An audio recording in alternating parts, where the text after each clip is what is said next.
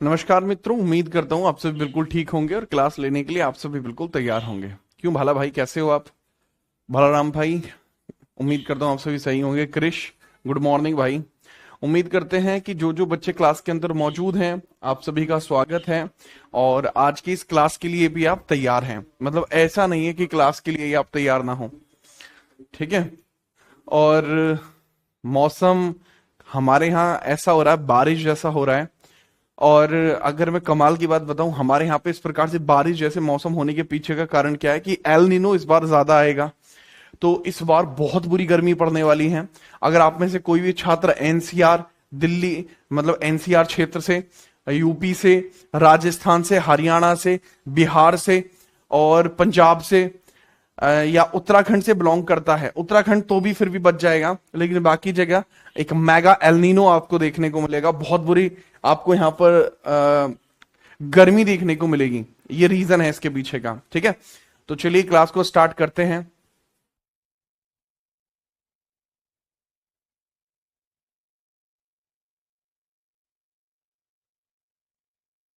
तो वो चीज आपको इधर समझनी होगी कि हाँ भाई क्या है, कैसे है, और उसके साथ ही हम चीजों को फिर आगे बढ़ाएंगे। ठीक से, चलो स्टार्ट करते हैं। चलिए, कैसन बा सर जी? राज राज भाई, मैं बिल्कुल ठीक हूँ। आप कैसे हो? भिंड से हो आप? हाँ भाई, यहाँ काफी गर्मी पड़ने वाली है। देखो होता क्या है कि जो पैसिफिक ओशियन है उसका टेम्परेचर 2 से 3 डिग्री जैसे ही बढ़ता है ना, तो जो मेजरली बारिश है वो ऑस्ट्रेलिया में होनी चाहिए थी जनरल, लेकिन वो ऑस्ट्रेलिया से पहले पैसिफिक ओशियन में ही हो जाती है। तो जो बादलों का फ्लो आगे बढ़ना चाहिए था वो आगे नहीं बढ़ पाता, और इसी वजह से जो बरसात है वो एकदम, मतलब जो जहां पे होनी चाहिए थी वहां नहीं हो पाती। चलो अब हम बात करते हैं अपने स्टैटिक जीके के टॉपिक्स की। क्या कुछ टॉपिक्स आपके बच्चे हैं और हमें क्या कुछ टॉपिक्स इधर कराने हैं।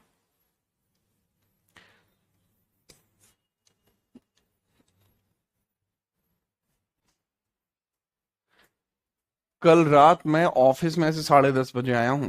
हैं, समझ रहे हो? उसके पीछे का कारण भी क्या था कि आप लोगों के कंटेंट फाइनलाइजेशन करना।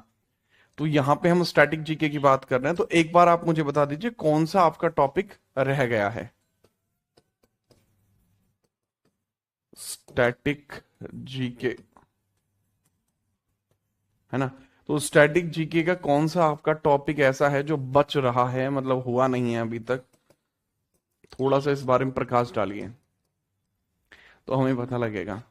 सर, जो स्टैटिक जीके का टॉपिक है अभी हमारा ट्रांसपोर्ट रहता है ना, ट्रांसपोर्ट रहता है। तो ट्रांसपोर्ट का कंप्लीट थियरी अपन यहां पर कर लेते हैं।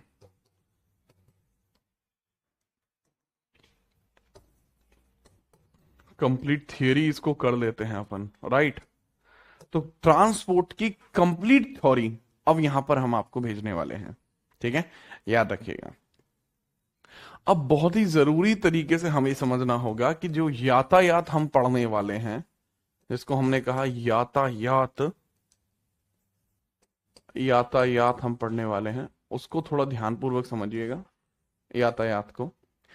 कि सर यातायात में कुछ चीजें होंगी जो हमें कुछ डायरेक्टली पढ़नी पड़ेंगी, कुछ ऐसी चीजें होंगी जो डायरेक्टली पढ़ने की नीड नहीं पड़ेगी। बट हाँ, स्टैटिक जीके के लिए थोड़ा सा मैटर आपको ध्यान रखना पड़ेगा कि स्टैटिक जीके पढ़ रहे हैं आप, तो ऐसा नहीं होगा कि आप इस पे ध्यान ना रखें। रेडी हैं? इसके अलावा अगर आपका कोई टॉपिक बचा है वो भी बता दीजिए। भलाराम भाई, कल आप बीच में कुछ बता रहे थे कि सर ये टॉपिक बचा है। मेरे ध्यान में नहीं आ रहा, हल्का सा टॉपिक आपने बताया था, अवार्ड्स का टॉपिक आप बता रहे थे कल, है ना? यही था ना बात? भाई अवार्ड्स का भी ऐसा करेंगे भला भाई, उसका भी, क्योंकि मैंने वो जीत सीरीज में तो पढ़ाया ही है और जीत सीरीज लेटेस्ट भी है। और ऐसा कुछ है नहीं मेरा कि मैं यूट्यूब के बच्चों में, आप में, या जहां भी पढ़ाता हूँ उसमें अंतर रखता हूँ। तो चाहे तो आप वहां से कवर कर दें, वेल एंड गुड रहेगा। ठीक है, वेल एंड गुड रहेगा, बेस्ट पढ़ाया हुआ है वहां भी। फिर भी डिमांड करोगे तो रिकॉर्डेड आपको टॉपिक मिल जाएगा, क्योंकि ये वाला स्लॉट हमें आज यहाँ पे कवर करना पड़ेगा पूरा। ठीक है, तो इसमें सेशन में ये कंप्लीट क्लास होगी आपकी आज। ठीक है, are you ready? Can we start this? चलो स्टार्ट करते हैं भाई।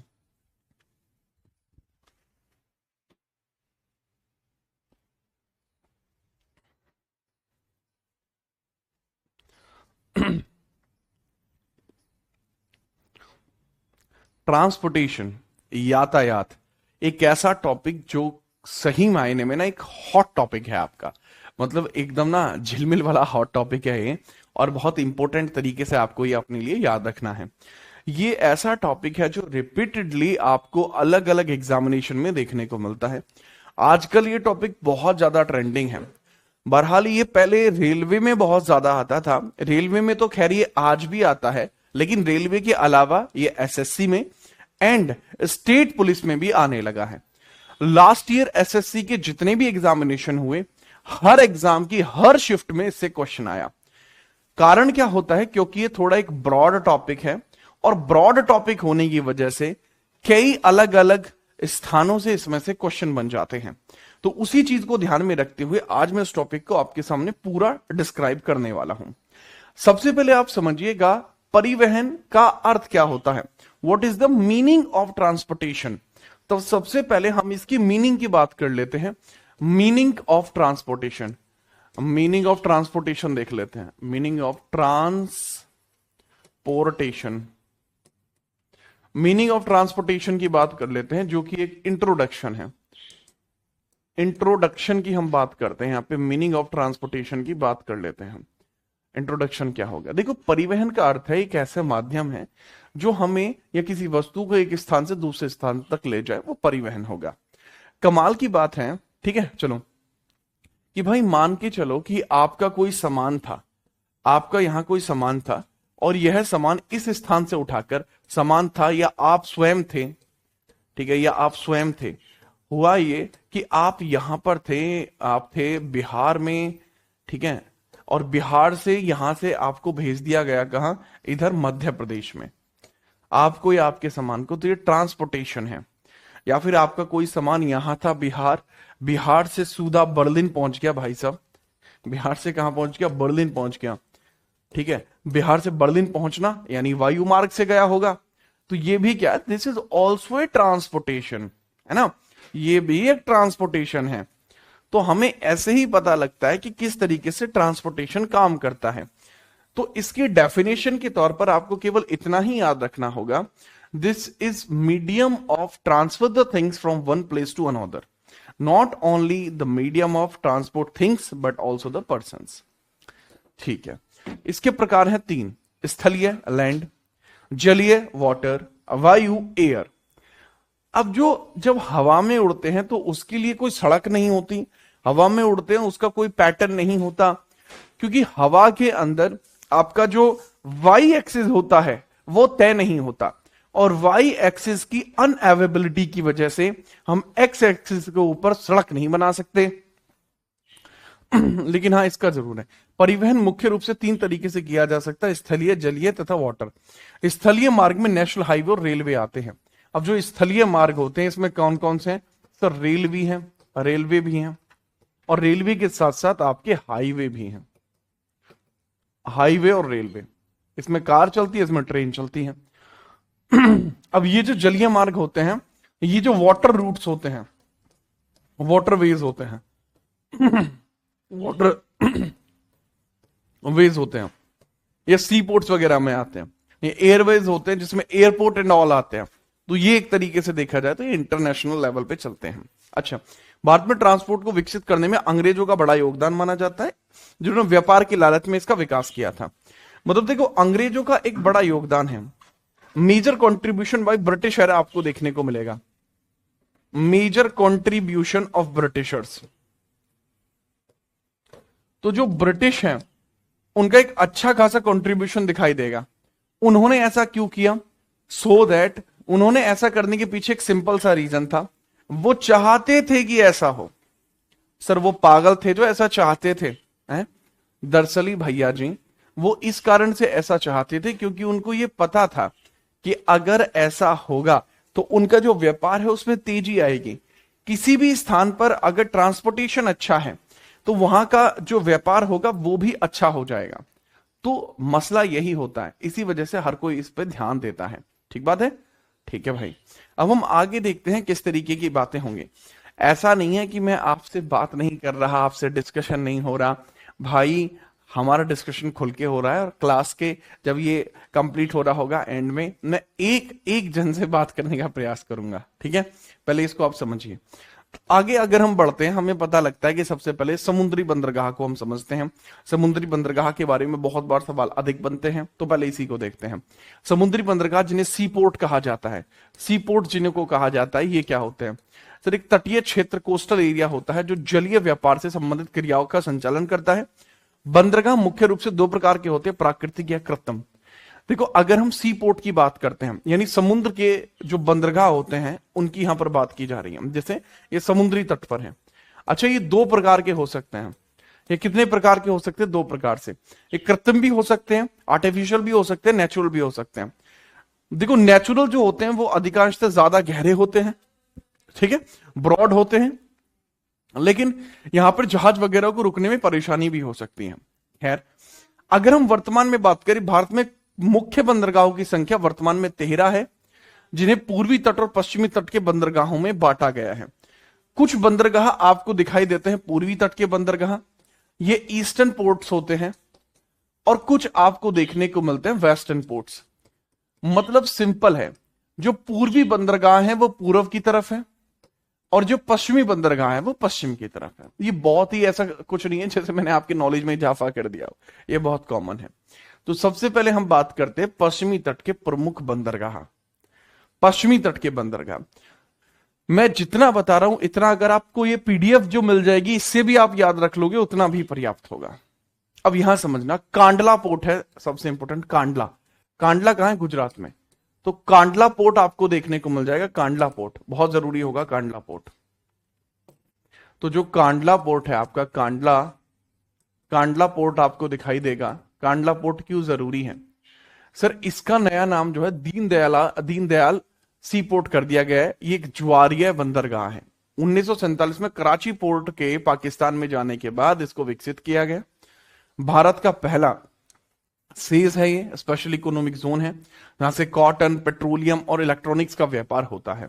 ये पहला स्पेशल इकोनॉमिक जोन है जहां से कई अलग अलग चीजों का ट्रेड होता है, जिसमें एग्जांपल है कॉटन, पेट्रोलियम और इलेक्ट्रॉनिक्स, इन सब का यहां से ट्रेड होता है। अच्छा, समझने वाली बात यहां पर यह है, जैसे मैं इसके बारे में बता रहा हूं, तो कांडला पोर्ट के बारे में पूछेगा कि भाई कांडला पोर्ट का नाम क्या है, तो दीनदयाल सी पोर्ट इसका नाम है। एक ज्वारीय बंदरगाह भी है। ज्वारीय का मतलब क्या होता है सर? बेसिकली एस्चुरी है, ये एस्चुरी है, मतलब पत्थर से काट के बनाया गया है, एस्चुरी है। एस्चुरी आपको देखने को मिलेगा, एस्चुरी है। अच्छा, मुंबई पोर्ट जो है, मुंबई पोर्ट आपको दिखाई देगा। नेक्स्ट है मुंबई पोर्ट। अगला क्या है भाई? मुंबई पोर्ट आपको दिखाई देगा। भारत का सबसे बड़ा नेचुरल पोर्ट यही है।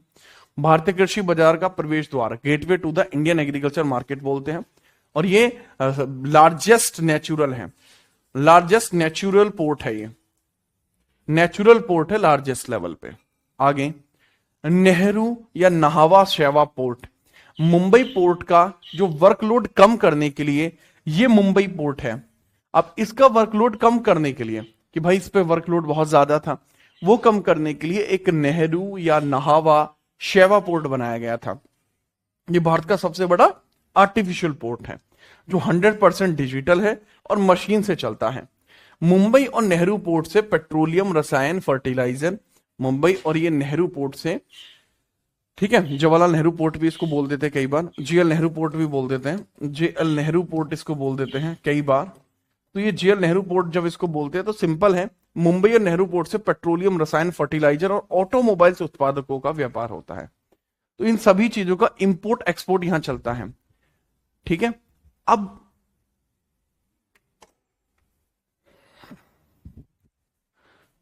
क्योंकि मैंने इसमें आपको इंपोर्ट एक्सपोर्ट के बारे में बताया, तो हाँ, एक डाउट आपके मन में जरूर आ सकता है, क्या इंपोर्ट एक्सपोर्ट पर चार्ज लगता है? बिल्कुल लगता है।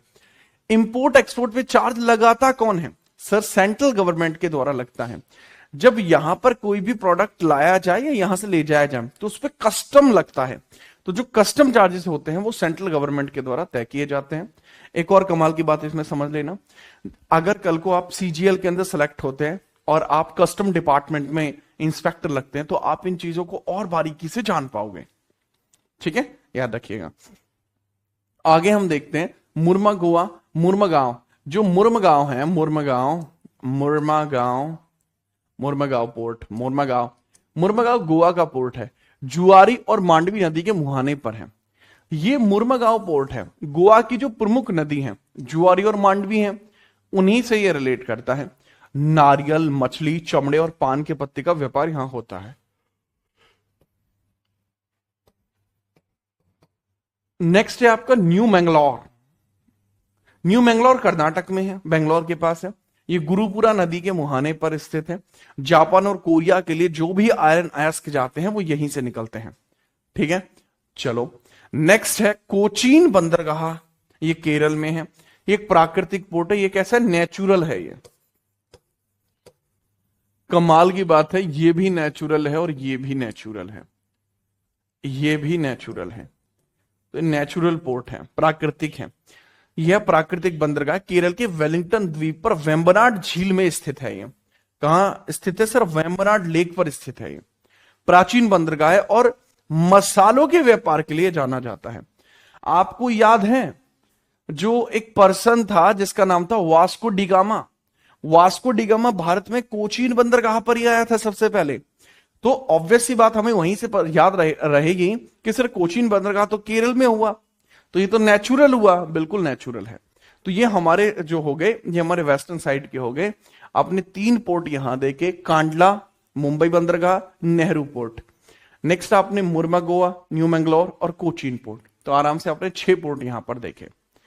नेक्स्ट हम बात करते हैं पूर्वी तट के बंदरगाह। सबसे पहले आता है कोलकाता पोर्ट है, पश्चिम बंगाल, हुगली नदी पर। इसका नाम चेंज हो गया, इसका नाम हो गया श्यामा प्रसाद मुखर्जी। इसका नाम चेंज हो गया, क्या हो चुका है? श्यामा प्रसाद मुखर्जी। मुखर्जी, श्यामा प्रसाद मुखर्जी पोर्ट इसका नाम हो चुका है। एक प्राकृतिक और एक इनलैंड बंदरगाह है, स्थलबद्ध है, मतलब पूरी तरीके से भूमि के अंदर ही है। श्यामा प्रसाद मुखर्जी पोर्ट रख दिया है इसका नाम। यह पूर्व का सबसे बड़ा बंदरगाह है। चीनी, सीमेंट, खाद्य तेल, रसायन, जूट और फर्टिलाइजर का व्यापार होता है। हुगली नदी में सिल्ट की समस्या को दूर करने, पानी की मात्रा को बढ़ाने के लिए फरक्का बैराज का निर्माण किया गया था ताकि परिवहन सुचारू रूप से चल सके। फरक्का बैराज क्या है? फरक्का बैराज एक ऐसा मिड पॉइंट होगा जहां से जो गंगा नदी है, जहां से जो गंगा नदी है वो 2 टुकड़ों में टूट जाती है। एक तो बन जाती है वह पद्मा, बांग्लादेश में चली जाती है। एक उसका नाम हो जाता है क्या भला सर? हुगली, जो वेस्ट बंगाल में चली जाती है। थोड़ा इस बारे में भी ध्यान रखेंगे।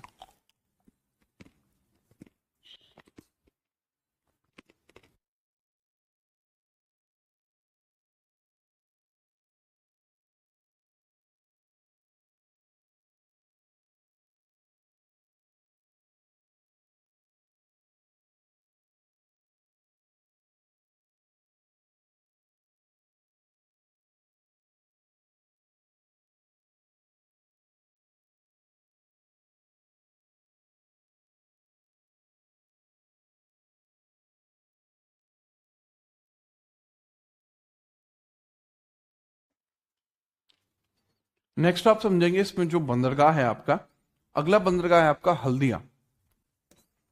ये हल्दिया पोर्ट है वेस्ट बंगाल में, कोलकाता पोर्ट के साउथ में। नेक्स्ट आपका पारादीप, ये उड़ीसा में है।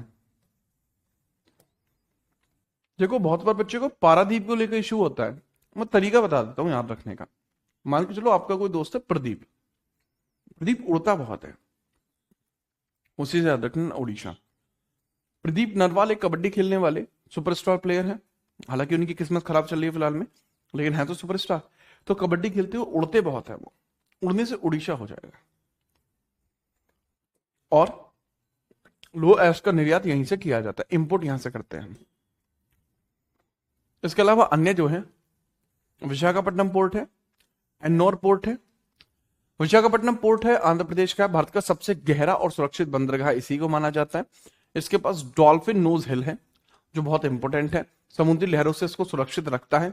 इसी के पास डॉल्फिन नोज हिल है और ये सबसे डीपेस्ट बंदरगाह है हमारा। ये सबसे डीपेस्ट पोर्ट हमारा दिख जाएगा हमें। नेक्स्ट है एन्नोर पोर्ट, कामराज सी पोर्ट इसको बोलते हैं, कामराजार।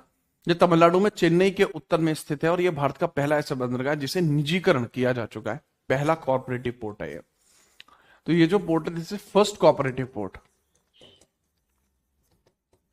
रिलेटिव है, ठीक है, याद रखना। और ये काम राजार सी पोर्ट है, इसका एन्नोर पोर्ट इसको नाम दिया गया। चेन्नई पोर्ट तमिलनाडु में ही है, पूरी तरीके से श्रीलंका की तरफ होने वाले व्यापार का संचालन करता है। और तूतीकोरिन पोर्ट जो है इसको चिदम्बरान सी पोर्ट बोलते हैं। प्राकृतिक बंदरगाह है जिसे दक्षिण का मुख्य बंदरगाह माना जाता है। यहां से यूएसए के लिए साप्ताहिक कंटेनर जाता है, यहां से यूएसए के लिए ट्रेड चलता है।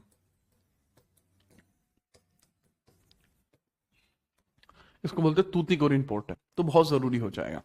मेरे ख्याल से आप इस चीज को याद रखिएगा और कोई समस्या ना आए, ठीक है। चलिए नेक्स्ट हम बात करते हैं भारत का राष्ट्रीय वाटरवेज। ये नेशनल वाटरवे बहुत जरूरी है। अभी मैंने सबसे पहले आपको बंदरगाह बताए, अब मैं आपको वाटरवेज बताता हूं।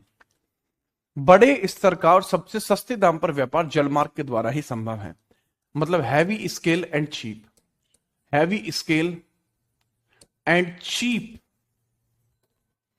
ठीक है, चीप ट्रांसपोर्ट इसको कहा जाता है। वो भी बहुत बड़े स्केल पे होता है और ये चीप भी होता है। तो अंतरराष्ट्रीय व्यापार, इंटरनेशनल ट्रेड भी इसी से चलता है, इंटरनेशनल ट्रेड भी चलता है। अंतरराष्ट्रीय व्यापार के लिए सबसे बड़े समुद्री बंदरगाह का इस्तेमाल होता है। घरेलू व्यापार, एक राज्य से दूसरे राज्य के लिए आंतरिक नदियों और झीलों का इस्तेमाल राष्ट्रीय जलमार्ग के रूप में किया जाता है।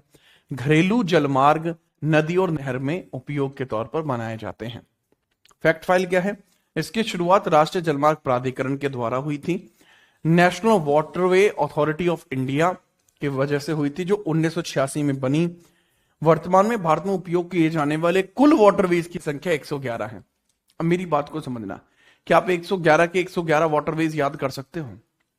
आप में क्षमताएं हैं भाई, मुझ में तो इतनी क्षमताएं नहीं है कि मैं 111 के 111 वाटरवे याद कर लूं। मैं याद करूंगा कुछ इंपोर्टेंट वाटरवेज, और वो वाटरवेज जो चर्चाओं में रहे हैं वही पर्याप्त होगा। अब यहां अगर हम देखें तो शुरुआत के आपके 5 तो जरूरी होंगे ही होंगे, शुरुआत के आपके 5 तो जरूरी होंगे ही होंगे, और उसके बाद जो जो जरूरी है केवल वो 2 पेजों में आपके लिए पर्याप्त होगा। शुरुआत के 5 याद कर लो, चर्चाओं में रहो वो याद कर लेना। सबसे पहला सबसे बड़ा भी है, ठीक है, याद रखना। सबसे पहले नेशनल वाटरवे 1 है जो गंगा नदी पर है, प्रयागराज से लेकर हल्दिया तक है। प्रयागराज यूपी से लेकर वेस्ट बंगाल हल्दिया तक है ये। और ये क्या है, इसकी लंबाई 1620 किलोमीटर है और ये लॉन्गेस्ट आपका वाटरवे हो जाएगा। कमाल की बात। नेशनल वाटरवे 2 ब्रह्मपुत्र नदी पर है, असम में सदिया से डुबरी तक फैला है। ये असम में ही है, सदिया से डुबरी हो जाएगा, असम के अंदर ही है, सदिया से डुबरी हो जाएगा, सदिया से डुबरी हो जाएगा, डुबरी। थर्ड है वेस्ट कोस्ट कैनल, केरल में है, केरल में है, कोल्लम से कोट्टापुरम तक है, कोल्लम से कोट्टापुरम तक है नेशनल वाटरवे 3, एक ही जगह है ये। नेशनल वाटरवे 4 कृष्णा और गोदावरी नदी क्षेत्र में आंध्र प्रदेश के काकीनाडा से शुरू होता है और पुदुचेरी तक फैला हुआ है। नेशनल वाटरवे 5 ब्राह्मणी नदी पर है, पश्चिम बंगाल के सुंदरबन से लेकर उड़ीसा के तलचर तक। ये शुरू कहां से होता है? नेशनल वाटरवे 5 सर ये ब्राह्मी नदी से शुरू होता है और तलचर तक जाता है, मतलब ये इस तरीके से शुरू होता है यहां से और जाता है कहां तक? यहां तक, ये तलचर तक जाता है। तो वेस्ट बंगाल से शुरू होता है, मतलब सही मायने में बताऊं तो ये सुंदरबन से शुरू होता है और तलचर तक जाता है जो ओडिशा में है। ये नेशनल वाटरवे 5 है, इंपॉर्टेंट है। नेशनल वाटरवे 73 ये न्यूज में थे, न्यूज में थे। कौन सी न्यूज में थे वो भी बता दो मास्टर जी। भैया ये 2025 से लेके 26 के बीच में बहुत अच्छी चर्चाओं में रहे हैं। नेशनल वाटरवे 73 नर्मदा नदी पर है, याद रखना। 68 गोवा पर मांडवी नदी पर है, 100 ये ताप्ती नदी पर है और 111 ये गोवा में जुआरी नदी पर स्थित है। इसका पूछा जा सकता है, इसके बारे में हल्का हल्का आप इतना भी याद रखेंगे पर्याप्त है, काम चल जाएगा। नेक्स्ट हम बात करते हैं वाटरवेज के बारे में, भारतीय रेलवे के बारे में यहां से चर्चा करते हैं, इतिहास और तथ्य देखते हैं। भारतीय रेलवे की शुरुआत 1853 में डलहौजी के द्वारा की गई थी। यह एक स्टीम ट्रेन थी, स्टीमर था, ये एक भाप से चलने वाली ट्रेन थी, भाप से चलने वाली ट्रेन, भाप से चलने वाली ट्रेन थी, भाप से चलने वाली ट्रेन आपको यह दिखाई दी है। कमाल की बात यह है कि सर भाप से चलने वाली ट्रेन थी, मैं क्या, हाँ। मुंबई से ठाणे के बीच 34 किलोमीटर तक चलाई गई थी, 34 किलोमीटर, बॉम्बे टू ठाणे, बॉम्बे से शुरू हुई थी और कहां तक गई थी? बॉम्बे से ठाणे तक गई थी ये प्रॉपरली। भारत की पहली इलेक्ट्रिक ट्रेन 1925 में आई है, जो मुंबई से हार्बर तक चलाई गई थी, इलेक्ट्रिक है ये। भारतीय रेलवे के औद्योगिकरण का मुख्य स्तंभ, मेन पिलर ऑफ इंडस्ट्रियलाइजेशन माना जाता है, क्योंकि यह बड़े पैमाने पर सामान की ढुलाई करता है। तो अगर किसी भी क्षेत्र में हमें इंडस्ट्रियलाइजेशन करना है तो हमें पहले ट्रेन को विकसित करना होगा। जो ट्रेन यहां पर बनी थी, ये 34 किलोमीटर तक चली थी डलहौजी के टाइम में। इसका नाम ब्लैक ब्यूटी था, इसका नाम अपन लोग ब्लैक ब्यूटी रखे थे, ठीक है, याद रखिएगा। ट्रेन के अगर हम बात करते तो जेम्स वॉट वो पर्सन था जिसने स्टीमर की जो है शुरुआत करी थी, स्टीम इंजन जिसने बनाया था, वो जेम्स वॉट आपको यहां दिखाई देंगे। ये भी काफी जरूरी बात होगी। अगला 2019 तक भारतीय रेलवे का 49 से 50% इलेक्ट्रिफिकेशन हो चुका है। भारतीय रेलवे का सबसे अधिक मुनाफा या लाभ मालगाड़ी से प्राप्त होता है, विशेषकर कोयले की ढुलाई से, जो थर्मल पावर प्लांट में इस्तेमाल होता है। सिक्किम एकमात्र ऐसा राज्य है जहां अभी तक रेलवे सिस्टम पूरी तरीके से विकसित नहीं हुआ है। सिक्किम में रेलवेज नहीं है ना। सिक्किम में अगर आप सोचते हैं कि रेलवेज है, तो भाई सिक्किम में रेलवेज नहीं है। सिक्किम में जाने के लिए आप ट्रेन नहीं ले सकते, है ना। सिक्किम के नियर बाई तक ट्रेन से जाइए, फिर सिक्किम जाइए अपने टैक्सी लेके या जो है अदर ट्रांसपोर्टेशन से जाए, बट यहाँ रेलवे नहीं है। तो ये मैंने इंडियन रेलवेज के बारे में थोड़े थोड़े फैक्ट बताए। मेट्रो एक अलग चीज है, रेलवे एक अलग चीज है।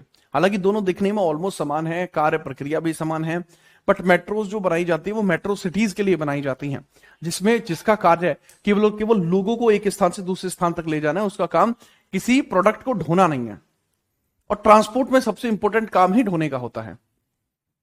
आगे हम देखते हैं रेलवे लाइन के प्रकार कैसे होते हैं। देखो, एक तो होता है ब्रॉड गॉज का। रेलवे लाइनों की चौड़ाई के आधार पर 3 भागों में हो सकता है। एक मीटर गॉज होता है, एक नैरो गेज होता है। अब इसको समझिए ये क्या होता है। अब अच्छा, कई बार होता है कि सर सिक्किम में क्यों नहीं है, राइट, ये भी एक कारण बन सकता है कि जी सिक्किम में किस कारण से नहीं है। तो सिक्किम में इस वजह से नहीं है क्योंकि सिक्किम हमारा हिस्सा शुरुआती तौर पर नहीं था। जब हमारे यहां ब्रॉड लेवल पर काम चल रहा था, उस समय सिक्किम हमारा हिस्सा नहीं था। सिक्किम पे हमने कब्जा किया 1975 में। उसके बाद इस स्केल का इंडस्ट्रियलाइजेशन नहीं हो पाया। क्योंकि इस स्केल का इंडस्ट्रियलाइजेशन नहीं हो पाया, इस वजह से हमें पता है कि सिक्किम में हम डेवलप इस वजह से नहीं कर पाए। तो ये उसका कारण रहा। दूसरा हम समझते हैं ब्रॉड गेज। इसकी चौड़ाई 1.676 मीटर होती है, और ये इंडस्ट्रियल एरिया के लिए होता है। सरकार इन लाइनों को बढ़ाने के लिए यूनिगेज प्रोजेक्ट शुरू कर चुकी है। देखो, जो बीच की जो चौड़ाई होती है उसी पर सारा कुछ डिपेंड करता है। 1.6 मीटर का चौड़ा होता है।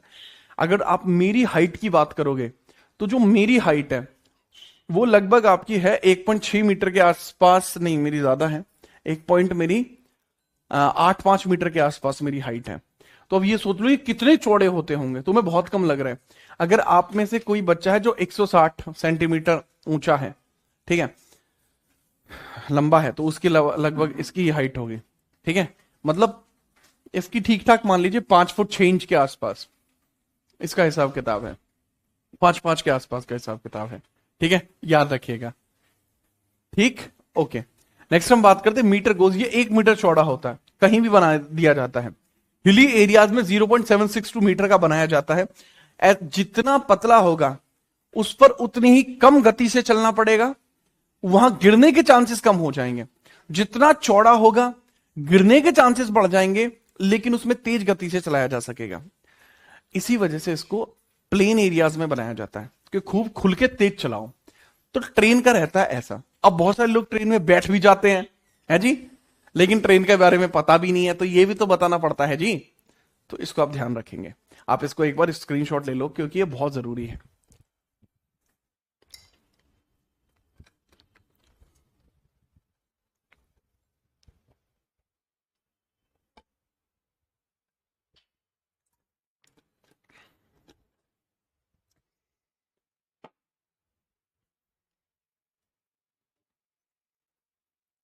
समझ पाए आप?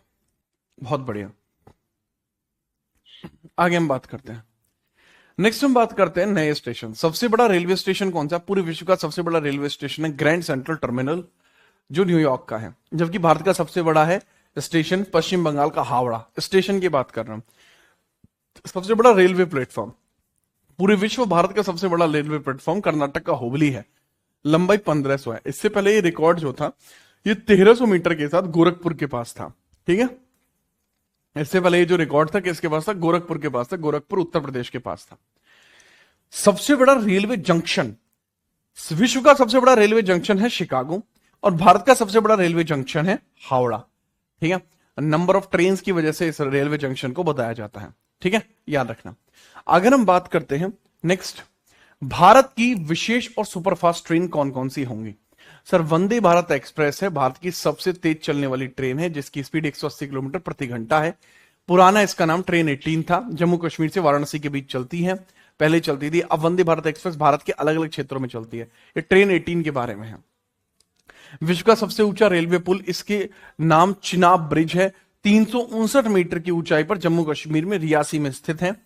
लेकिन अब वर्तमान में चाइना सबसे ऊंचा बना रहा है। मैं आपको बता दूं, वर्तमान में चाइना इज मेकिंग, वर्तमान में सबसे ऊंचा चाइना बना रहा है। वर्तमान में सबसे ऊंचा चाइना बना रहा है, ऊंचा चीन बना रहा है, चीन बना रहा है।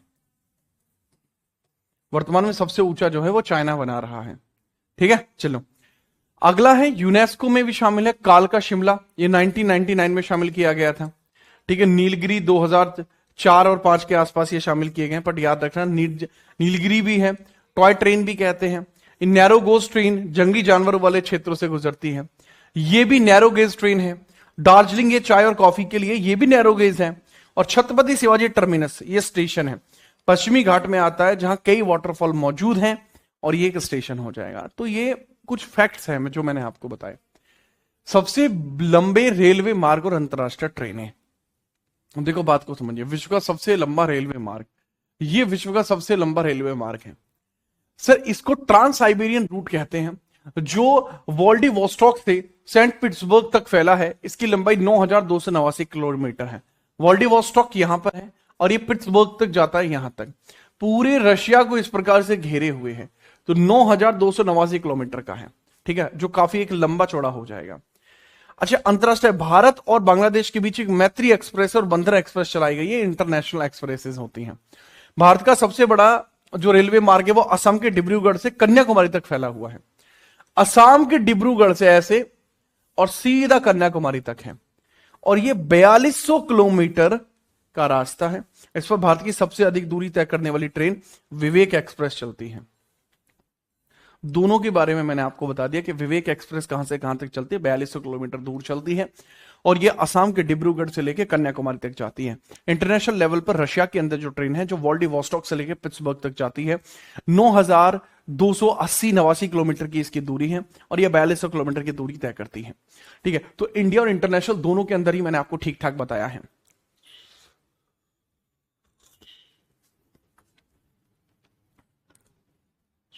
ठीक है, ब्राजील में साओ पोल सेंटोस के बीच कॉफी ट्रांसपोर्ट के लिए एक विशेष ट्रेन भी चलती है। एक कॉफी ट्रेन है, एक इंपोर्टेंट ट्रेन होगी। एक अंतरराष्ट्रीय एक्सप्रेस भी होती है। नेक्स्ट, भारत में जो रेलवे जोन है वो कितने हैं? तो भारत में जो रेलवे जोन है वो 18 जोन है। दिशाओं के आधार पर जोन, उत्तरी रेलवे न्यू दिल्ली में हो जाएगा। सर, अगर हम बात करते हैं कि हमारे रेलवे जोन कितने हैं, देखो सर, हमारे रेलवे जोन है 18। हमारे रेलवे मिनिस्टर हैं अश्वनी वैष्णव। ठीक है, तो अब इसमें समझिएगा कौन कौन से जोन आपके होंगे। उत्तर पूर्वी जोन हेडक्वार्टर गोरखपुर में पहला मान लीजिए।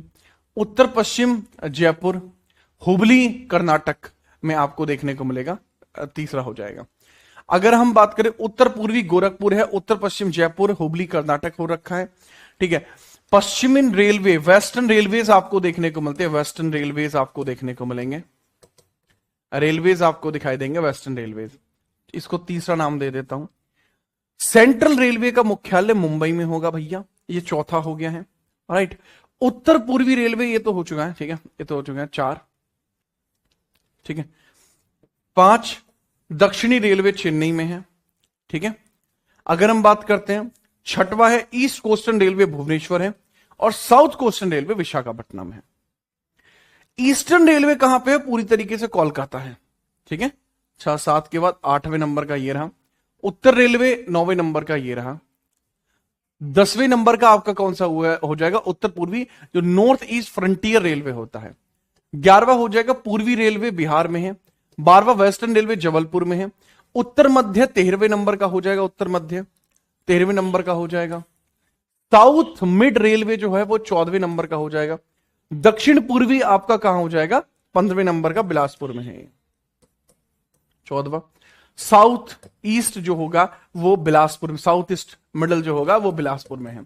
तो ये 15 अच्छे खासे मैंने आपको बताए, 15 अच्छा खासे मैंने आपको बताए हैं जो जरूरी हैं, जो जोन है तो मैंने आपको बताए हैं। तो इंपोर्टेंटली पेपर में कैसे सवाल बनेगा, पेपर में सीधा आपसे पूछा जाएगा कि आपको बताना है ईस्टर्न रेलवे के हेडक्वार्टर कहां है। तो आप बताएंगे सर ईस्टर्न रेलवे जो है उसके हेडक्वार्टर कोलकाता है। आपसे पूछा जाएगा नॉर्दर्न रेलवे के कहां है, आप बताएंगे न्यू दिल्ली में है, राइट। तो ऐसे करके आपसे पूछा जाएगा, आपको उसी स्तर पर इसके बारे में बताना है, जैसे जैसे आपसे पूछा जाए अब वैसे वैसे इसमें बताते चलेंगे। ठीक बात है, कोई समस्या तो नहीं है? नहीं सर, मैंने यहां केवल 15 रेलवे जोन लिखवाए हैं जो जरूरी हैं, सारे नहीं लिखवाए हैं। ठीक। अच्छा, सिंगल टाइम जोन का एक विवाद चलता है। भारत में एक ही समय रेखा है, भारत में क्या एक ही समय रेखा है, जबकि यहां से यहां तक अगर हम जाते हैं तो इसमें 2 आवर्स का डिफरेंस है, 2 आवर्स का डिफरेंस है यहां पर टाइम में, लेकिन उसके बाद भी एक ही समय रेखा होने की वजह से विवाद चलता है। नॉर्थ ईस्ट के राज्य दूसरे टाइम जोन की मांग करते हैं क्योंकि गुजरात और अरुणाचल प्रदेश के समय में प्राकृतिक रूप से 2 घंटे का अंतर है। अरुणाचल प्रदेश में सूर्य 4 बजे ही निकल आता है और शाम 4 बजे छिप जाता है, जबकि सरकारी ऑफिस 10 से 5 तक चलते हैं, जिससे ऊर्जा का नुकसान होता है। सरकार का निर्णय क्या है, भारत सरकार ने इस मांग को अस्वीकार कर दिया। भारतीय रेलवे का नेटवर्क बहुत बड़ा है, अगर 2 टाइम जोन बनाए तो पूरे रेलवे नेटवर्क का टाइम टेबल फिर से बनाना पड़ेगा, जो एक बहुत बड़ा कठिन काम है। इस वजह से रेशनलिटी को इसलिए कम कर दिया। मेट्रो भी समझ लीजिए, भारत के पास विश्व का तीसरा सबसे बड़ा मेट्रो नेटवर्क है, चाइना यूएसए के बाद इंडिया के पास है। मेगा सिटीज में ट्रैफिक को कम करने के लिए पहली मेट्रो 1984 में कोलकाता में बनी। भारत का सबसे बड़ा मेट्रो सिस्टम न्यू दिल्ली में है। हैदराबाद मेट्रो जो है ये सरकार और प्राइवेट सेक्टर दोनों का है, पहली मेट्रो है ये। गुड़गांव मेट्रो ये पूरी भारत की पहली पूर्ण रूप से प्राइवेट मेट्रो है। गुड़गांव जो मेट्रो है जो भी चल रही है गुड़गांव में, ये प्राइवेट मेट्रो है।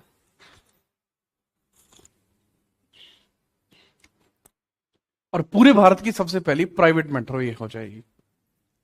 तो इसके बारे में मैंने आपको बताया है। अभी हम बाकी फैक्टों के ऊपर भी चर्चा करेंगे, जो आपके मन में आ रहा है अभी बताएंगे, लेकिन पहले राष्ट्रीय राजमार्गों को भी समझ लीजिए। नेशनल हाईवेज कैसे काम करते हैं, पहले हम इनके निर्माण एजेंसी की बात करते हैं। सर एक तो एनएचएआई है, national highway authority of India, 1988 के एक्ट के बेसिस पर बनी थी, स्टैच्यूरी है यानी वैधानिक है, एक्ट के बेसिस पर बनी है। 1995 में काम करना शुरू करती है। इसका मुख्य काम मैदानी इलाकों में हाईवे बनाना है। देखो मैं आपको बताऊं, जो आपके गांव में कोई सड़क बनी है, आपके नजदीक में कोई सड़क बनी है, तो वह काम एनएचएआई के अधीन आएगा। लेकिन जितने भी माउंटेनियर्स सड़कें होती हैं वो इनके द्वारा नहीं बनाई जाती। मैं आपको दोबारा बताता हूं, बीआरओ बॉर्डर रोड ऑर्गेनाइजेशन 1960 में इसकी स्थापना होती है। इसका काम अधिक ऊंचाई के क्षेत्र में हाईवे बनाना है, बॉर्डर पर सड़कें बनाना है और बर्फबारी होने पर सड़कों से बर्फ को हटाना है। इसका हेड ऑफिस न्यू दिल्ली में है। बीआरओ ने पूरे विश्व की सबसे ऊंची सड़क बनाई है जो लद्दाख के दमचौक से लेके चिस्मुद को जोड़ती है। ये उमलिंग पास से होकर निकलती है। 19,200 फीट के ऊपर इसने इस सड़क को बनाया है जो सबसे ऊंचा है। तो ये दोनों चीजें आप याद रख लेना। भारत की प्रमुख राष्ट्रीय मार्ग, राजमार्ग, नेशनल हाईवे, पहला लेह से श्रीनगर को जोड़ता है। NH2 असम के डिब्रूगढ़ से मिजोरम तक फैला हुआ है, यह पहला हो गया। दूसरा हो गया NH3 पंजाब में अटारी से शुरू होता है और लेह तक जाता है। इस हाईवे पर मनाली, सोलांग, अटल टनल ये सब पड़ते हैं। अटल टनल की कुल लंबाई 9 किलोमीटर है जो कुल्लू घाटी को स्पीति घाटी से जोड़ती है, एक पास की तरह भी काम करती है।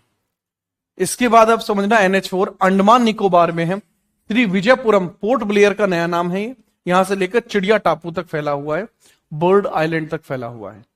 अंडमान निकोबार आपको कैसा लगता है?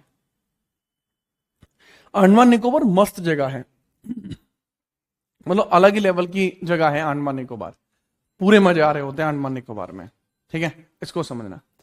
नेक्स्ट हम बात करते हैं अन्य राजमार्ग है, NH5 है, पंजाब के फिरोजपुर से हिमाचल प्रदेश के शिपकिला तक है, पंजाब के उत्तराखंड से माना विलेज तक, मेघालय से मिजोरम, असम से त्रिपुरा, पंजाब से उत्तराखंड पिथौरागढ़ NH9, सिक्किम से वेस्ट बंगाल NH10, ये बहुत जरूरी है। अच्छा, अभी रिसेंट में नेशनल हाईवेज के नाम भी चेंज हो चुके हैं, तो मैं अपडेटेड ही बता रहा हूं आपको, पुराना वाला नहीं है ये। पहले तो NH10 आपका हरियाणा के पास था, अब ये नाम चेंज है। NH53 यह गुजरात से उड़ीसा तक है, 66 वेस्ट बंगाल के समांतर है, ये पश्चिमी घाट के समांतर है, सॉरी वेस्ट बंगाल नहीं, वेस्टर्न घाट्स के समांतर है। ठीक है, NH52 पंजाब से कर्नाटक, NH13 अरुणाचल प्रदेश में तवांग वाक्रो तक। अब यहां कुछ आप लोगों के दिमाग में कुछ बात आ सकती है, सर ये टिक तो हम भी लगा सकते थे, आप पढ़ा रहे हो समझ में नहीं आ रहा। पहली बात तो यही आपके दिमाग में बुद्धि की गलती है कि बेटा आपको समझना ही नहीं है, ये इसमें समझाने जैसी कुछ चीज है ही नहीं। मैं इसमें क्या समझाऊं कि भाई यहां पंजाब है, ये NH52 पंजाब से कर्नाटक तक जाता है, इसके अंकुला टांग तक जाता है। तो मैं कैसे करूं, मतलब ऐसे बना के ऐसे ऐसे बनाऊं कि देखो बेटा ये पंजाब था, यहां से हाईवे मैंने छोड़ दिया, देखो गिर के कहां पहुंचा, कर्नाटक। ऐसे नहीं होता, इसमें समझने जैसा कुछ है ही नहीं। इसमें सिंपल है कि जो मैंने आपको बताया हल्का हल्का आप अपने दिमाग में धुंधला धुंधला याद रख लो, क्वेश्चन लगाओगे कंक्रीट हो जाएगा, पेपर में आएगा, सिस्टम फाड़ दोगे, सिंपल सी बात है। हवाई अड्डों की बात कर लेते हैं। भारत में हवाई अड्डों की शुरुआत 1911 में हुई थी, जब पहली फ्लाइट प्रयागराज से नैनी से बीच उड़ी थी, प्रयागराज के नैनी के बीच उड़ी थी। भारत का सबसे बड़ा और सबसे व्यस्त हवाई अड्डा Indira Gandhi international airport new Delhi है, चौधरी चरण सिंह इंटरनेशनल एयरपोर्ट लखनऊ में है, नेताजी सुभाष चंद्र बोस एयरपोर्ट वेस्ट बंगाल, लाल बहादुर शास्त्री हवाई अड्डा वाराणसी में है, गोपीनाथ बारदोलोई असम में है। गोपीनाथ बारदोलोई कहां पे, सर ये असम में आपको देखने को मिलेगा। रामदास अमृतसर में है, गुरु रामदास जी कहां पे, अमृतसर में है। ठीक है, बीजू पटनायक भुवनेश्वर उड़ीसा में है। अगर मैं अपनी बताऊं कि मैं यहां पे किस किस एयरपोर्ट पे मेजर मेरा आना जाना लगा रहा है, जैसे मैं इस एयरपोर्ट पे भी गया हूं, ठीक है, इस पे कभी नहीं गया, इस पे गया हूं, ठीक है, इस पे तो यार मेजर जाना ही पड़ता है यहाँ तो, ठीक है, और गुरु रामदास पे भी गया हूं, बढ़िया जगह है। ठीक है, रामदास एयरपोर्ट अमृतसर। चंडीगढ़ जब जाना होता है तो चंडीगढ़ में भी अपना अलग से एयरपोर्ट है, बट यहाँ पे कई बार मैं जा रहा होता हूँ, फिर यहाँ से चंडीगढ़ जाते हैं। नेक्स्ट हम बात करते हैं अहिल्याबाई होलकर इंदौर में है, वीर सावरकर श्री विजयपुरम में है, पोर्ट ब्लेयर में है ये, सरदार वल्लभ भाई पटेल एयरपोर्ट गुजरात में है, दाबोदलिम गोवा में है, डेबॉलिन, शेख उल आलम श्रीनगर, बाबा साहेब अंबेडकर नागपुर, जेवर में एक बड़ा हवाई अड्डा बन रहा है, जेवर में, राजीव गांधी हैदराबाद में, गुरु घासीदास छत्तीसगढ़ में, बगडोरा वेस्ट बंगाल, कैंपगोडा कर्नाटक, छत्रपति शिवाजी मुंबई महाराष्ट्र। ठीक है, याद रखना। इसके बाद आपके आते हैं क्वेश्चंस। ये इंपोर्टेंटली आपकी जो मेजर चीजें हैं वो आपकी यहां पर कवर हुई। अब आप सोचेंगे कि हमें कितना ही याद हो गया, सर हमें तो याद कुछ भी नहीं हुआ। अब इसीलिए मैं आपको क्वेश्चंस लगवा देता हूं ताकि आपको पता लगे कि क्या क्या याद हुआ है। रेडी है?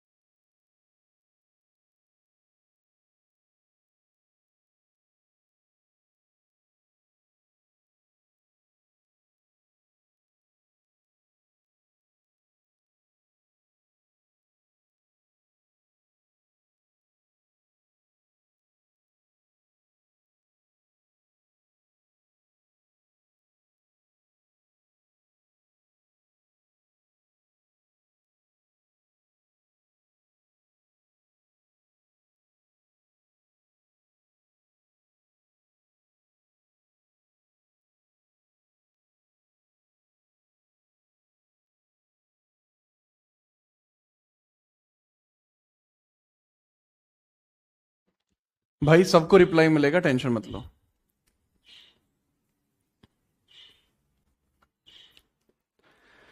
अब हम शुरू करते हैं यहां पर भाई क्वेश्चंस आप लोगों के लिए खतरनाक वाले। तो सबसे पहले भारत का सबसे बड़ा प्राकृतिक बंदरगाह कौन सा है? आपको खुद याद हो जाएगा, आपको लग रहा होगा कि अरे याद कैसे नहीं है। अभी जब आप क्वेश्चंस करेंगे ना खुद से, मतलब इसमें आप खुद कर लेंगे, मुझे बताने की जरूरत नहीं पड़ेगी। बताइए सबसे बड़ा बंदरगाह कौन सा है? कांडला है, कांडला गुजरात। सर गुजरात सबसे बड़ा नेचुरल बंदरगाह नहीं है। हाँ, इससे ट्रेड भले ही होता है, गुजरात में स्थित है, इससे ट्रेड भले ही होता है, बट ये इतना जरूरी भी नहीं है। एग्जैक्टली क्या है सर, जो मुंबई बंदरगाह है वो सबसे नेचुरल है। मुंबई बंदरगाह सबसे बड़ा नेचुरल बंदरगाह है, और इतना नेचुरल है कि इसको कहा जाता है द गेटवे टू, इसको कई बार कहा जाता है gateway to the Indian agriculture भी बोलते हैं। ध्यान दो, ध्यान दो, गेटवे टू इंडियन एग्रीकल्चर इसको बोलते हैं हम कई बार, इसको हम बोलते हैं gateway to Indian agriculture. Indian agriculture इसको बोलते हैं, एग्रीकल्चर इसको हम बोलते हैं। कोचीन केरल में है, विशाखापट्टनम ये डीपेस्ट है, सबसे गहरा है। ऐसे ही जब क्वेश्चंस करेंगे आपको अपने आप याद होता चला जाएगा। ठीक है, चलिए अब आगे आप गलत नहीं करेंगे। भारतीय रेलवे की शुरुआत कब हुई थी? ये तो महालल्लू सवाल हो जाएगा। भारतीय रेलवे की शुरुआत जो हुई थी, इंडिया में इंडस्ट्रियलाइजेशन की शुरुआत डलहौजी ने करी थी, ब्लैक ब्यूटी नाम था, 34 किलोमीटर चली थी, बॉम्बे से ठाणे तक गई थी, और सही मायने में देखें तो एक स्टीम ट्रेन थी, यानी भाप के हिसाब से चल रही थी। भाप का इंजन जेम्स वॉट ने बनाया है। और अगर करेक्ट आंसर की बात करते हैं तो सही जवाब होगा 1853। सही जवाब होगा 1853। इसको भी आप समझ पाए होंगे अब तो। नेक्स्ट, एन नेशनल वाटरवे 1 किस नदी पर है और इसकी लंबाई कितनी है? बहुत सिंपल हो गया ये तो बहुत सिंपल हो गया कि सर किस नदी पर है, कितनी इसकी लंबाई है। जैसे अगर मैं बात बताऊं, नेशनल वाटरवे 2 है सर, ये ब्रह्मपुत्र नदी पर है, 891 किलोमीटर का है, राइट। नेशनल वाटरवे 3 है, केरल के अंदर है, कोस्टल कैनाल से शुरू होता है, वहीं से वो चल रहा है। ठीक है, तो अगर हम एग्जैक्टली बात करते हैं कि सर ये कौन सा है, सर नेशनल वाटरवे 1 जो है ये प्रयागराज से शुरू होता है और हल्दिया तक जाता है। प्रयागराज यूपी से हल्दिया वेस्ट बंगाल तक जाता है, प्रयाग से हल्दिया तक जाता है, हल्दिया WB, हल्दिया वेस्ट बंगाल तक जाता है। तो आपके दिमाग में यही बात बैठ जानी चाहिए, ऑलराइट। आगे हम बात करते हैं, अगला सवाल। पहली मेट्रो रेल सेवा कोलकाता 1984 में शुरू हुई थी, है ना। अंडर वाटर मेट्रो जो है वो भी यहीं शुरू हुई है, अंडर वाटर मेट्रो का भी पूछ ले तो वो भी भाई यहीं पे शुरू हुई है। भारत में मेट्रो का जो नेटवर्क है वो विश्व में कौन से नंबर पे है? तीसरे नंबर पे है। क्यों है तीसरे पे? पहले पे आपका चाइना, दूसरे पे यूएसए, तीसरे पे इंडिया हो जाएगा। सबसे बड़ा मेट्रो नेटवर्क इंडिया में दिल्ली में है। प्राइवेट मेट्रो अपने इधर चलती है, गुड़गांव में चलती है ना, याद रखना। ब्रो विश्व की सबसे ऊंची सड़क इन्होंने उमलिंगा पास में बनाई है, राइट, 19,200 फीट ऊंची है। ठीक है, और उमलिंगा पोर्शन में। बीआरओ की स्थापना की बात करते हैं 1960 में होती है, हेडक्वार्टर दिल्ली में है। ठीक है, हेडक्वार्टर दिल्ली में आपको दिखाई देंगे, है कि नहीं।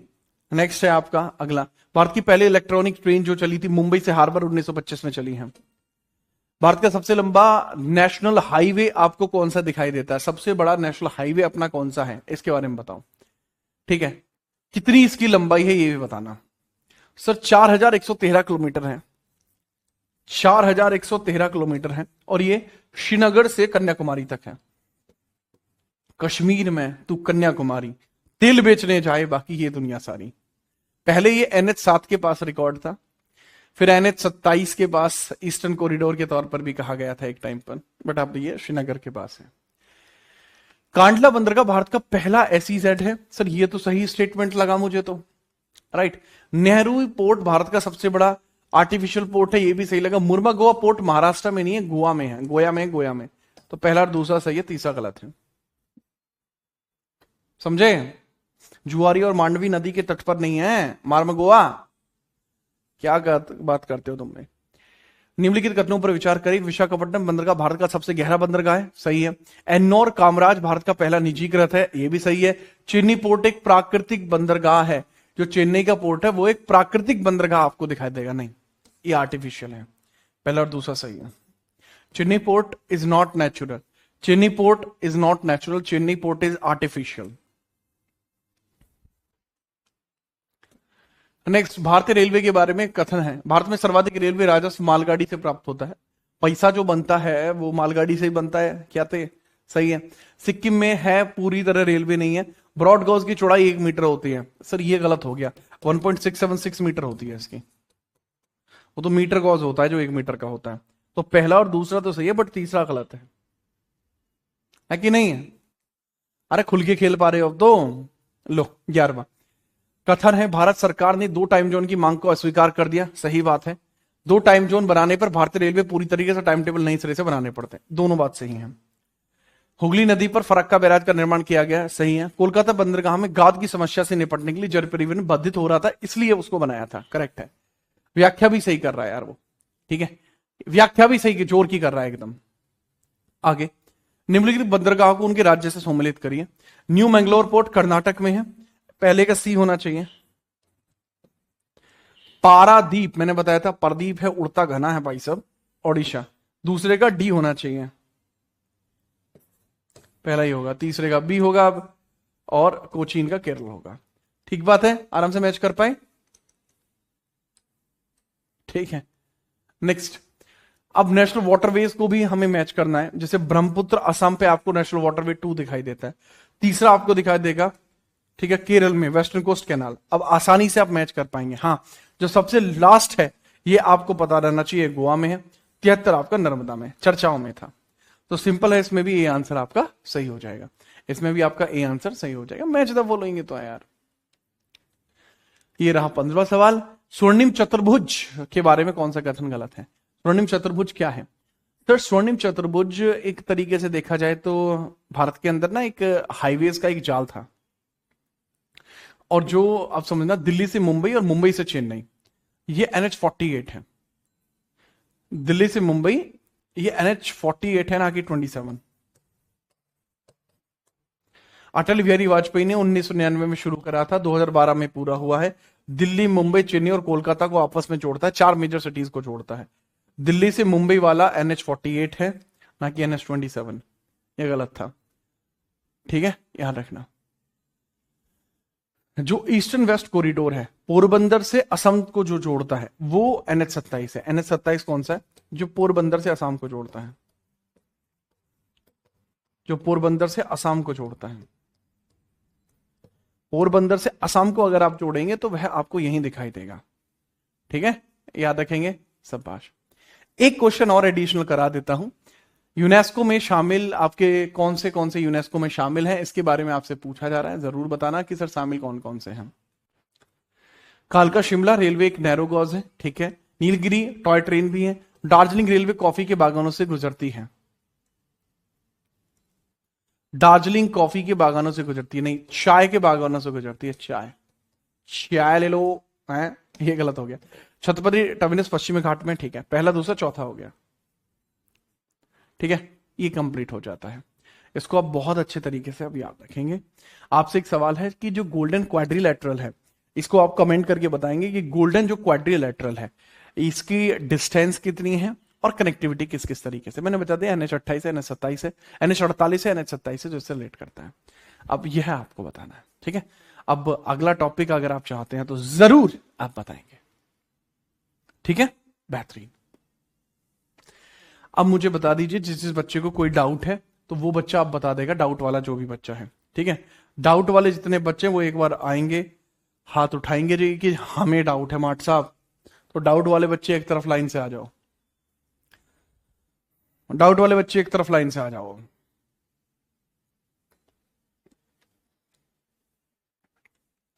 भाला भाई, बाकी जितने बच्चे हैं वो आ जाइए आप लोग, क्योंकि स्ट्रेटेजी को फाइनल कर रहा हूं तो बता दो।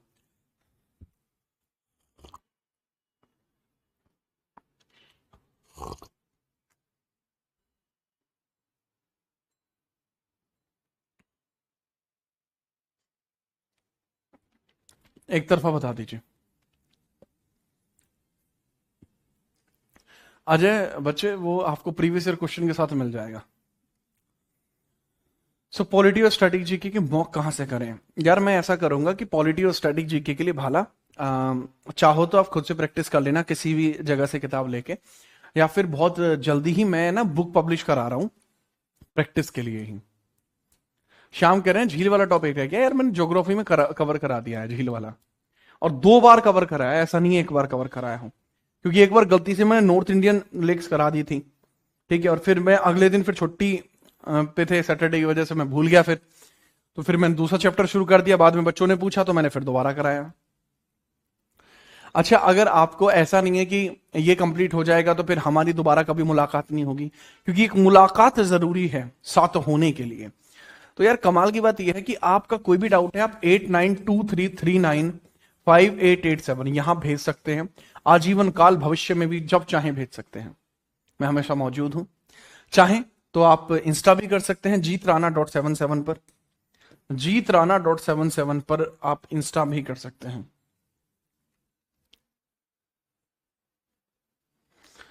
ठीक है, याद रखिएगा। सर मैं 28 वर्ष का युवा हो चुका हूं, क्या करना सही है? सब लोग बोलते हैं कि एनटीपीसी में 80 मार्क्स हैं। एनटीपीसी में अगर आपके 80 मार्क्स हैं तो खुल के खेलो, आप अपनी वर्दी सिलवाओ एनटीपीसी वाली। भाला मैंने कराई हुई है, अगर नहीं कराई है तो कल लेख आपको रिकॉर्डेड मिल जाएगी, मैं रिकॉर्ड छोड़ो लाइव ले लूंगा कल लेख, मुझे तो नहीं है भाई दिक्कत है ऐसे बिल्कुल भी।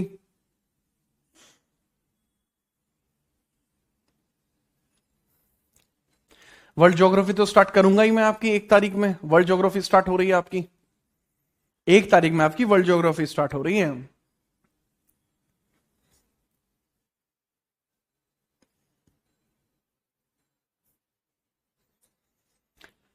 ठीक है,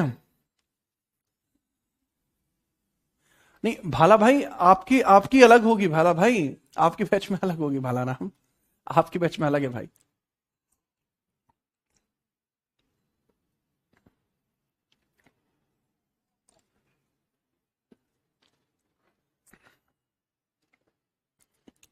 स्टैटिक जी के होने की वजह से इसमें 2 बैच मर्ज हैं, स्टैटिक जी के होने की वजह से इसमें से 2 बैच मर्ज हैं इस वजह से, क्योंकि स्टैटिक जी के सबके लिए कॉमन ही है, इसलिए मैंने मर्ज कर, मैं झूठ नहीं बोलता, मेरा सिंपल है कि हाँ भाई 2 बैच पढ़ा रहा हूँ एक जगह मर्ज करके, ठीक है, मैं झूठ क्यों बोलूं यार, क्या मिलेगा मुझे झूठ बोल के? ठीक है, चलो अब मैं देखता हूं बच्चे कितने लाइव हैं पहले, फिर मैं आपको एक और जरूरी सूचना दे देता हूं।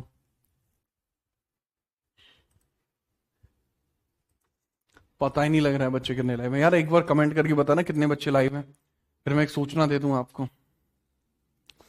कंट्री और उसकी कैपिटल बता दीजिए, तुम इतने दूध पीते बच्चे नहीं हो जो कंट्री और उसकी कैपिटल बताऊंगा, करंट अफेयर में पढ़ा करो, जब वहां कोई इंपॉर्टेंट कंट्री आएगा तब बताऊंगा ना, ऐसे अलग से लिख के कौन पढ़ता है भाई? अभी भी तुम 2018 में रह रहे हो क्या? क्यों नहीं हो रही देश की तरक्की? यूं नहीं हो रही, आज जैसे बालक बैठे हैं अभी भी। बेटा HGL कुछ नहीं होता, CGL होता है अजय।